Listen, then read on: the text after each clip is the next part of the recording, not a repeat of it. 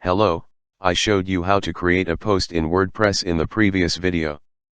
Now, I will guide you how to control basic functions of post screen. But note that, if you did not install Classic Editor plugin, please see our other video of basic post screen functions in the default Gutenberg block editor. Here, I focus on the Classic Editor of WordPress. In fact, WordPress has a variety of tools to control the publishing process. Firstly, concerning the publish attribute, there's a lot more to the publish meta box than simply the publish button. Post status is the primary setting which determines whether visitors can see your post on the website. Clicking the edit link reveals the possible states. Think of draft as off and published as on. Normally, you won't actually use this drop-down setting. When you click publish, that sets the status to published, and clicking Save Draft sets it to draft. A situation in which you might use the setting is if you published an item and later want to remove it from public view. Draft status means that when you log in as an administrator you can see what the post will look like by clicking View Post or Preview Changes, but it won't show publicly anywhere. The third state of pending review is a kind of draft mode.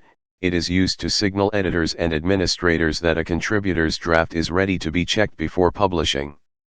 Concerning the visibility of post, the default is public, so you'll rarely need to touch the settings.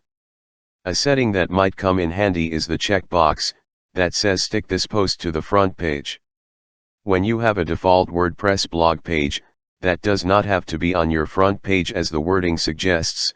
The normal state is for a post to gradually get pushed down the screen by newer posts, until finally it disappears into archives when the screen quantity limit has been reached. However, there may be an important post that you'd like to have taken out of that normal flow and remain at the top of the list. Checking this box will do that, therefore the name Sticky Post. Because Sticky Post is not visible without clicking the edit link, it's easy to forget that it's here, under visibility. Password protection means a visitor must enter a password to view the post. Concerning the private status, I've never fully understood the point of this setting. If chosen, it means that the post technically is published, but only administrators or editors can see it. In other words, even if you have subscribers logging into your site, they cannot see private posts. Concerning the published option, the default is to publish the post immediately, and most of the time that's exactly what you want to do. But as you can see, there's the ability to set the date and time to anything you want, and that can be handy in certain situations. Remember to use the time function when you schedule a post. Everyone thinks about what day they want it to publish, but often forget that timing can be important. From your website's statistics, you can get a feel for when people tend to visit. Try to schedule your post for the time in the future, when they're most likely to return for new material. Concerning the revisions. By default, WordPress keeps every revision you make, and that could be well into the double digits depending on your editing habits. However, there are plugins that enable you to control how many revisions are kept, which are mentioned at the end of the lesson. When you click the Browse link for revisions, you're taken to a separate screen. The default layout of this screen is to have the current content on the right, and the most recent revision on the left. At the top of the screen is a timeline of all revisions, and as you drag the indicator along it, the content in the two boxes changes, always the more recent displays on the right and the older on the left. In addition, differences between the two versions are highlighted. The right version displays in green and the left in red. The blue button of Restore this revision at the top right refers to the version on the right. In other words, your decision will always be whether to restore the version that's shown on the right side. The only exception to this is when you first click through to this screen.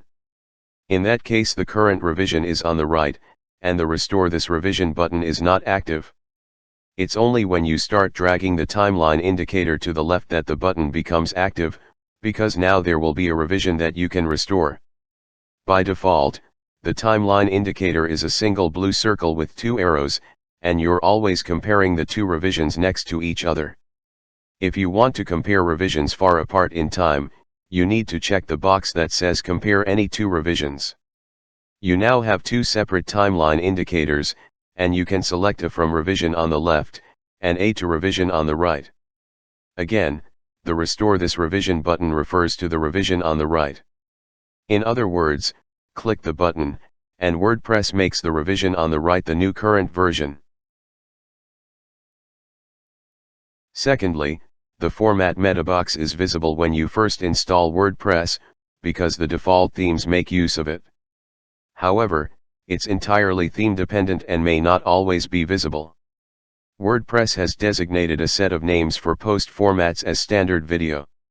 You need to understand these are just names.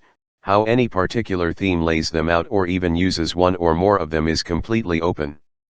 Thirdly, now briefly consider how categories appear when there are child categories or subcategories. You can see the child category indented under its parent. The category that the post belongs to is the one checked. Fourthly, tags are another way of organizing posts and helping visitors find what they need. Don't ignore tags. People tend to remember about categorizing because a post must be in at least one category. Because tags are not mandatory, they often get left out, yet they can be as important for search engines and helpful to visitors.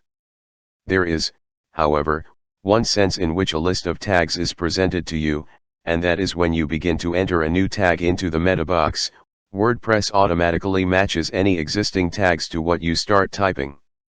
You can enter multiple tags at one time by separating each word or phrase with a comma. After you enter a tag, it displays below the box. Beside each tag is a circle with an X. Clicking the circle deletes the tag. Fifthly, concerning the featured image attribute. Typically, the theme does not give you specifications for sizing a featured image, but here's how to rarely get caught with insufficient sizing.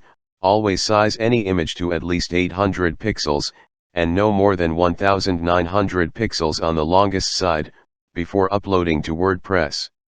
WordPress creates smaller versions for you to use inside posts or as thumbnails, but if you have a good quality, large original, you'll be fine. Just don't upload directly from your camera. Pay attention that a 100K image will fill a computer screen. There's no need for 500K images, let alone 2 megabytes or more. Let's fix the featured image now. After you upload a featured image, you see its thumbnail in the meta box along with a link of Remove Featured Image. Clicking that link simply removes the image, and you're left with a link to Set Featured Image. Notice that the featured image does not appear in the body of the post. It's used, depending on the theme, for places like listings of categories or at the top of the full post. Sometimes, it will be a small thumbnail and other times a full-sized version. Then, that's it for the default meta boxes you'll see on a WordPress post screen.